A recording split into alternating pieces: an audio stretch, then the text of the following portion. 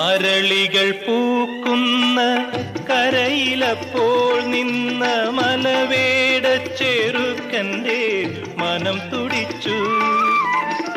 അവളുടെ പാട്ടിൻ്റെ ലഹരിയിൽ അവൻ മുങ്ങി. അവളുടെ പാട്ടിൻ്റെ ലഹരിയിൽ അവൻ മുങ്ങി. ഇളം കാറ്റിലിളകുന്ന വല്ലി പോലെ പുലയനാർമണിയമ്മ പൂമുല്ല കാവിലമ്മ കലമാന്റെ മിഴിയുള്ള കളിത്തത്തമ്മ.